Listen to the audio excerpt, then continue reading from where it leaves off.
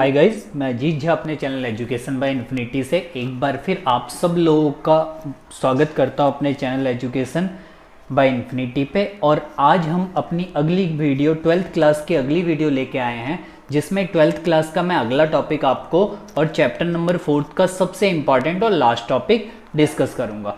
देखिए, बेसिकली अगर हम बात करें तो चैप्टर नंबर 4 में से जो हमारा टॉपिक है application of determinant and matrices, ये एक टॉपिक जैसा आप स्क्रीन पे देख सकते हैं, ये एक बहुत इंपॉर्टेंट टॉपिक है जो हमारे एग्जाम में आता ही आता है। ऑलमोस्ट 6 मार्क्स का या कई बार 4 मार्क्स का भी आ जाता है, बट कंफर्म है कि ये टॉपिक आना ही आना है। तो आज हम ये सीखेंगे कि किस तरीके से मैट्रिक्स मेथड का यूज करके हम लीनियर इक्वेशन 2 वेरिएबल वाले और 3 वेरिएबल वाले उनको सॉल्व करते हैं। सॉल्व करने के साथ में हम ये भी चेक करते हैं कि उनका आंसर निकलेगा या नहीं निकलेगा। देखिए, थोड़ा बहुत अगर आपको मैं 10th में याद दिलाऊं तो 10th में बेसिकली जो हमारी इक्वेशन हुआ करती थी उसके 3 टाइप के आंसर होते थे। लीनियर इक्वेशन 3rd चैप्टर आपने करा होगा। फर्स्ट ऑफ ऑल उसके अंदर यूनिक सॉल्यूशन हुआ करता था।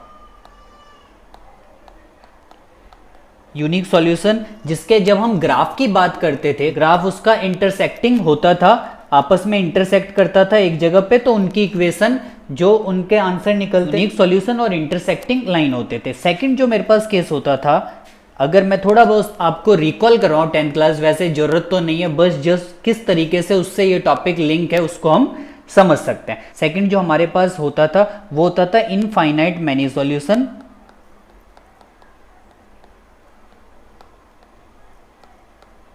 और जो इसका ग्राफ होता था वो कोइंसिडेंस होता था, एक ही लाइन के ऊपर दूसरी लाइन का ग्राफ ड्रॉ होता था। बेसिकली अगर देखिए आपको थोड़ा सा सही अजीब टाइप का, क्योंकि हमारे पास ग्राफ नहीं है, हमें इस चैप्टर के अंदर मैट्रिक्स का यूज करके ये चीज निकालनी है। थर्ड जो हमारे पास होता था वो होता था नो सॉल्यूशन,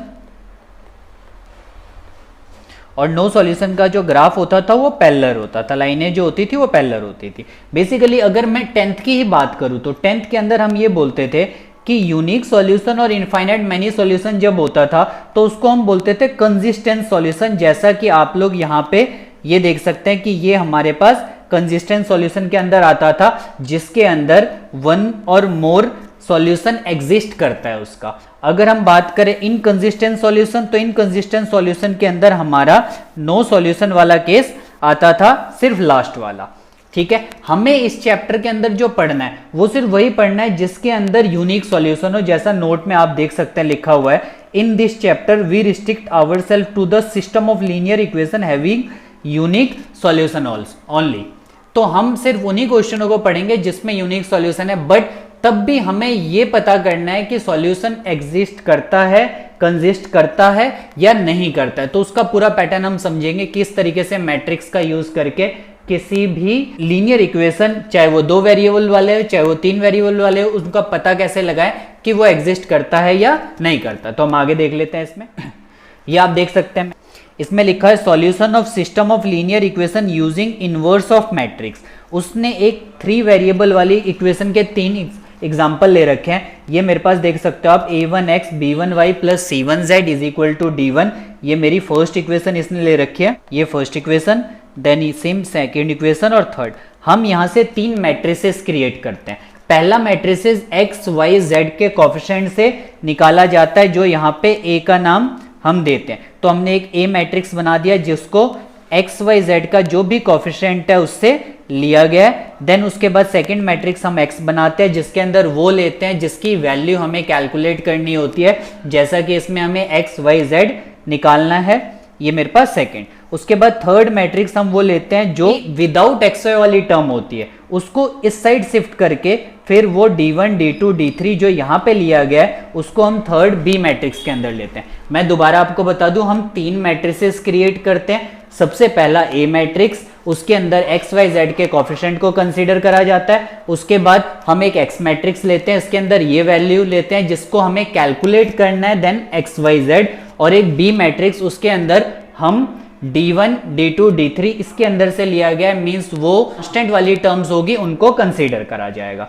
देन अगर हम इस यहाँ पे जो लीनियर इक्वेशन लिख रखा है उनको अगर मैट्रिक्स की फॉर्म में लिखें, तो मैट्रिक्स की फॉर्म में मैं आपको बता दूं ये कुछ इस टाइप से लिखा जाएगा। दैट मीन्स ये A multiply by X is equal to B type में लिखा जाता है। अगर आप इनको मल्टीप्लाई करके बी के इक्वल रख के कंपेयर करके देखेंगे तो आपको ये मैट्रिसेस की तीनों इक्वेशन अपने आप ही मिल जाएगी। तो इसे हम बोलते हैं कि किस तरीके से हम मैट्रिक्स फॉर्म में लिखें। तो मैट्रिक्स फॉर्म में अगर मेरे पास इक्वेशन लिखी जाती है तो वो लिखी जाती है A X is equal to B, जहां पे ए एक्स बी क्या है ये मैंने आपको ऑलरेडी बता दिया। अब यहां पे समझ लेते हैं। उसके बाद हम यहां पे क्या करते हैं, एक्चुअल में ए को उस साइड शिफ्ट करते हैं। प्रोसीजर ये होता है, बट हम प्रोसीजरली यहां पे लिखते हैं कि मल्टीप्लाई प्री मल्टीप्लाई करेंगे ए इनवर्स से। तो अगर मैं ए इनवर्स से प्री मल्टीप्लाई करूंगा तो आप यहां पे देख सकते हैं इन्होंने ए इनवर्स से प्री मल्टीप्लाई करा है। तो ए इनवर्स को जब ए से मल्टीप्लाई करा तो ये बन जाएगा आई हमारा, और ए इनवर्स बी आ जाएगा। दैट मीन्स जो मेरे पास इसका सॉल्यूशन आएगा, ये जो मेरे पास यहां पे इन्होंने तीन इक्वेशन दे रखी है, जो इसका प्रॉपर सॉल्यूशन लिखा जाएगा वो लिखा जाएगा x is equal to A inverse b, and then we have to calculate the value of A inverse which is multiply with the b matrix, and then जो मेरे पास आएगा वो एक्स वाई जेड की वैल्यू होगी। तो ये तो तब होगा जब यहां पे ए जो मैट्रिक्स है वो एक मैट्रिक्स नॉन सिंगुलर होना चाहिए या फिर इन्वर्टिबल मैट्रिक्स होना चाहिए। अब आपको पता होगा, अगर आपने मेरी पहले की वीडियो देखी होगी, कि नॉन सिंगुलर जैसा यहां पे टर्म यूज करा है या फिर इन्वर्टिबल मैट्रिसेस, वो मैट्रिसेस होते हैं जिसका determinant of A not equal to आता है 0 के। दैट मीन्स ये पूरे का पूरा प्रोसीजर तभी फॉलो होगा जब आपका ए जो होगा वो एक इन्वर्टिबल मैट्रिक्स होगा। अगर आपका ए इन्वर्टिबल मैट्रिक्स नहीं हुआ तो क्या होगा वो हम आगे समझ लेते हैं। देखिए यहां पे हमारे पास कंडीशन दे रखी है, ठीक है ना। इसमें यहां पे लिख रखा है if A is a singular matrix, जैसा कि मैंने आपको बताया कि अगर ए एक ऐसा मैट्रिक्स हो गया determinant of A is equal to 0 आ जाता है। तो मैं आपको यहां पे एक चार्ट के थ्रू बता देता हूं, जैसा ऊपर ऑलरेडी मेंशन है। अगर आपको और अच्छा मैं समझाऊं तो सपोज अगर सबसे पहला हमारा काम होता है ए का डिटरमिनेंट कैलकुलेट करना। अगर ए का डिटरमिनेंट हमारा कभी भी नॉट इक्वल टू आता है 0 के, तो that means A is a non singular matrix और इन्वर्टिबल मैट्रिक्स। तो यहां से हमारा आंसर निकलेगा जो कि यूनिक सॉल्यूशन का केस बनेगा, और उसके लिए हम लेते हैं x is equal to A inverse B. वो कहां से आया जस्ट मैंने आपको इससे पहले बता दिया। अब यहां पे देखिए सपोज सेकंड केस क्या बनता है, हमारे पास सेकंड केस बनता है कि a जो है उसका डिटरमिनेंट 0 के इक्वल आ जाए। अगर a का डिटरमिनेंट 0 के इक्वल आएगा दैट मीन्स कि A is a singular matrix और नॉन इन्वर्टिबल मैट्रिक्स। तो इसके बाद हमारे पास यहां से दो रास्ते जाते हैं। पहली चीज मैं एडजॉइंट कैलकुलेट करूंगा A का और उसको मल्टीप्लाई करूंगा B से। अगर A का एडजॉइंट निकाल के उसको B मैट्रिक्स से मल्टीप्लाई करने पे ये हमारा नल मैट्रिक्स आ जाए, ये भी हमारा क्या आ जाए नल मैट्रिक्स, तो हम बोलते हैं यहां से हमारा एक ही रास्ता जाता है और वो होता है infinite many solution. Infinite many solution. और अगर सपोज एडजॉइंट ए को आपने बी से मल्टीप्लाई करा और वो नल मैट्रिक्स नहीं आया, नॉट इक्वल टू आ गया नल मैट्रिक्स से, तो यहां से एक ही रास्ता जाएगा, वो जाएगा नो सॉल्यूशन। ठीक है, हमारे इस चैप्टर के अंदर, हमारी 12th क्लास के सिलेबस के अंदर हमारे पास इनफाइनाइट मैनी सॉल्यूशन का सॉल्व करने का तरीका नहीं है।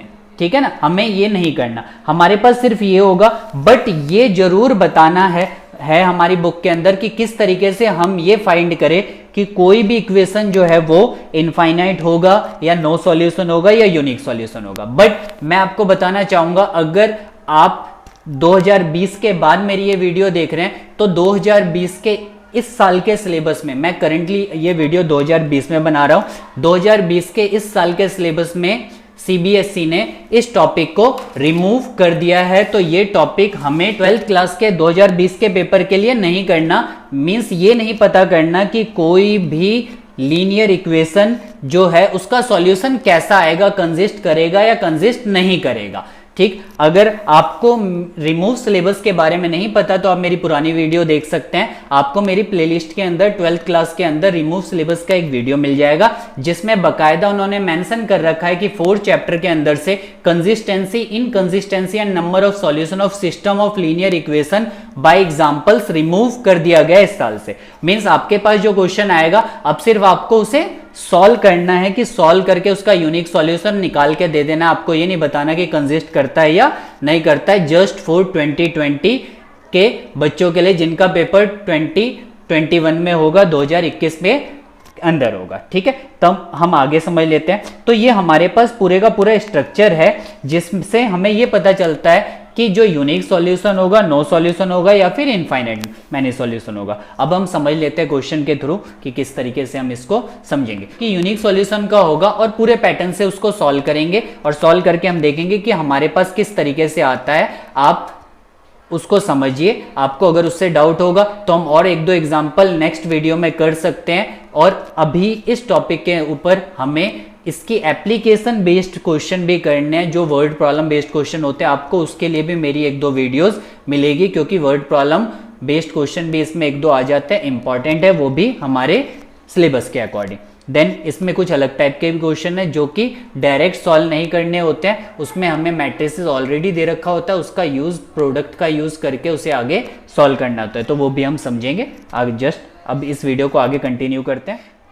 देखिए ये हमारी 4.6 एक्सरसाइज है, जैसा आप अपनी स्क्रीन पे देख सकते हैं। कह रहा है examining the consistency of system of equation in the example 1 to 6। जैसा मैंने आपको बताया कि 2020 इस साल के सिलेबस के लिए इन्होंने ये हटा दिया है कि आपको ये कैलकुलेट करना हो कि वो कंसिस्ट करता है या नहीं करता है। ठीक है, और यहाँ पे 7 से लेके 14 तक के क्वेश्चन में हमें इन इक्वेशन को सॉल्व करना है। तो पहले हम एक 2 into 2 का एग्जांपल ले लेते हैं, देन हम उसके बाद एक 3 into 3 मैट्रिसेस का एग्जांपल, मींस 3 वेरिएबल वाला इक्वेशन ले लेते हैं, उसको सॉल्व करके देख लेते हैं कि किस तरीके से हम उसे करेंगे। एग्जाम्पल के लिए मैंने 4.6 का 7th क्वेश्चन लिया है। इसमें हमें एक्स और वाई की वैल्यू निकालनी है यूजिंग दैट पर्टिकुलर मेथड जिसे हम मैट्रिक्स मेथड बोलते हैं। तो फर्स्ट ऑफ ऑल मैंने आपको बताया हम 3 मैट्रिसेस क्रिएट करेंगे। एक ए मैट्रिक्स हो गया,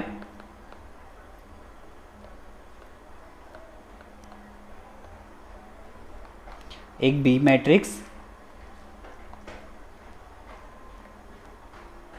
एंड एक एक्स मैट्रिक्स क्रिएट करेंगे। ए मैट्रिक्स एक्स वाई के कोफिशिएंट से लिया गया, बी मैट्रिक्स कांस्टेंट वाली टर्म और एक्स मैट्रिक्स एक्स और वाई जो हमें कैलकुलेट करना है। फर्स्ट ऑफ ऑल मैं डिटरमिनेंट ऑफ ए निकालूंगा, जो आ गया 15 - 14 1 के इक्वल। अब यहाँ पे हम जानते हैं डिटरमिनेंट ऑफ ए बराबर नहीं है 0 के, so it has unique solution. तो इसका आंसर कैसे होगा?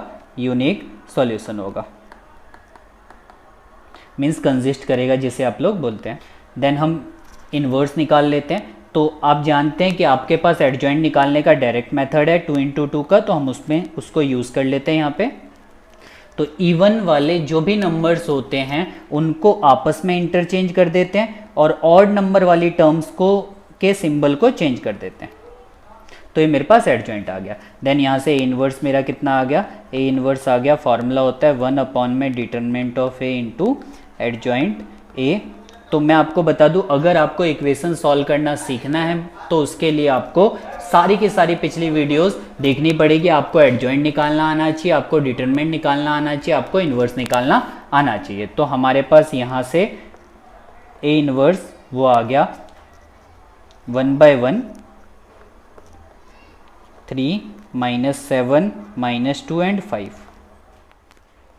तो इसके बाद हम जानते हैं कि हमारे पास जो सॉल्यूशन ऑफ लीनियर इक्वेशन होता है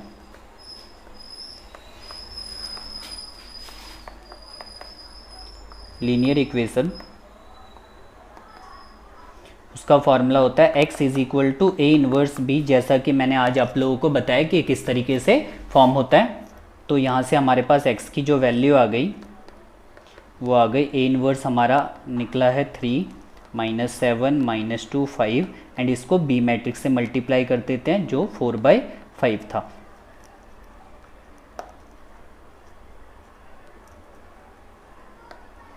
देन मैट्रिक्स मल्टीप्लिकेशन के लिए आपको पुरानी वीडियो देखनी पड़ेगी अगर आपको मैट्रिक्स मल्टीप्लिकेशन नहीं आता है तो। अदरवाइज अब अगर आपको यहाँ तक के टॉपिक्स आते हैं तो ऑब्वियसली मैट्रिक्स मल्टीप्लिकेशन आना चाहिए।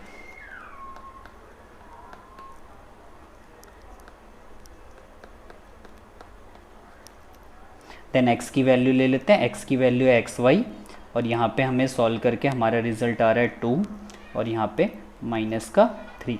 तो कंपेयर करने पे मुझे x मिल गया, वो आ गया 2 और y जो है वो हमारे पास आ गया -3। तो इस तरीके से हम x और y की वैल्यू निकालते हैं 2 × 2 लीनियर इक्वेशन में मैट्रिक्स मेथड का यूज़ करके।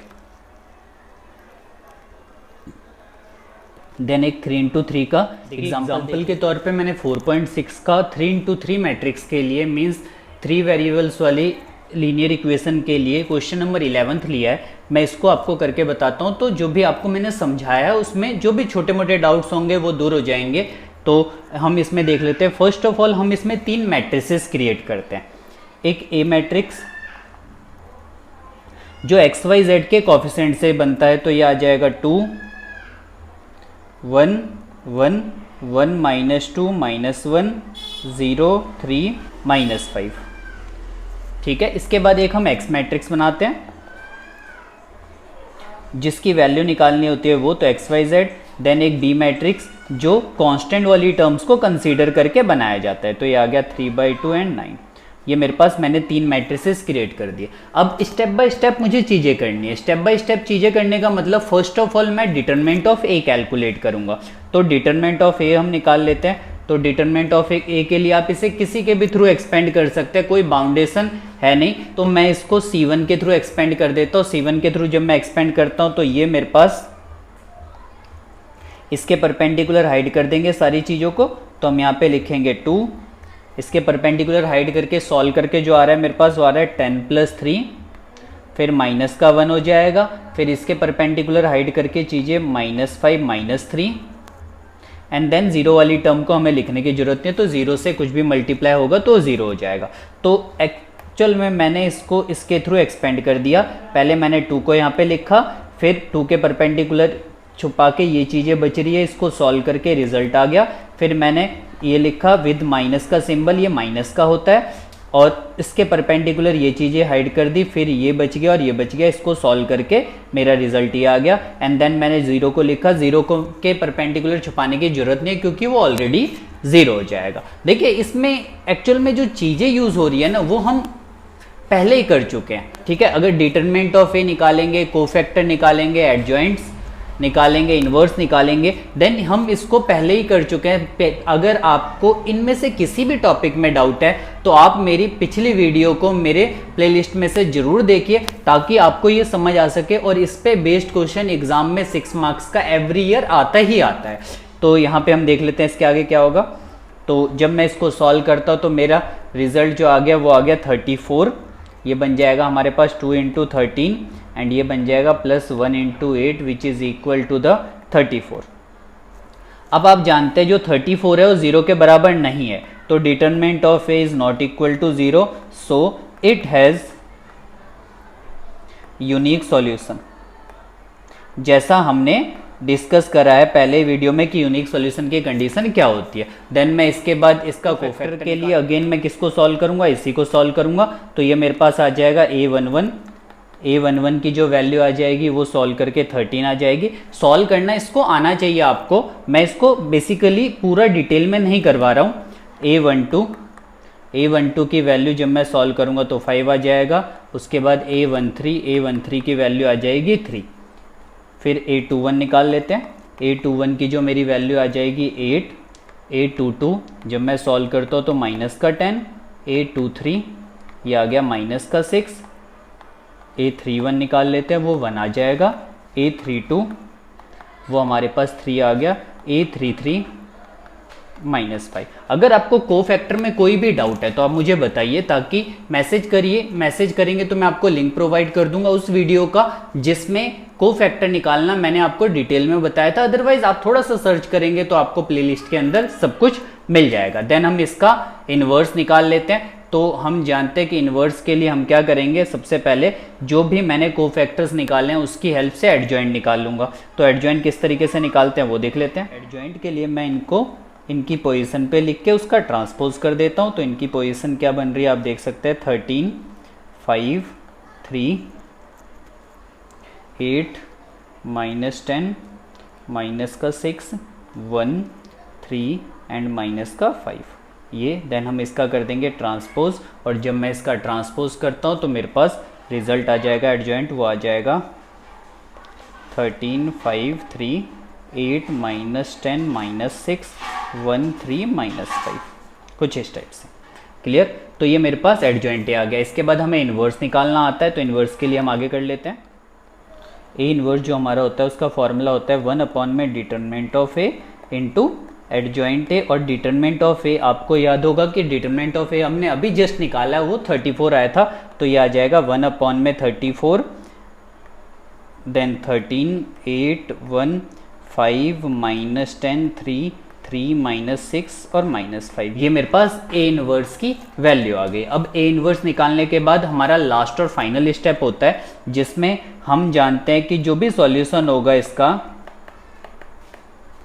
वो x इक्वल होगा A inverse multiply by b। तो ए इनवर्स को हम b से मल्टीप्लाई करते हैं। थोड़ा सा मैं इसको खाली कर देता हूँ। तो जब हम इसमें वैल्यू पुट करते हैं तो हमारे पास x आ जाता है, ए इनवर्स है 1 में 34 multiply by 13, 5, 3, 8, -10, -6, 1, 3, -5 multiply by 1, 3/2 and 9 and matrix multiplication कर देते हैं। x की वैल्यू हमें पता है XYZ, वो सब्स्टिट्यूट कर देते हैं।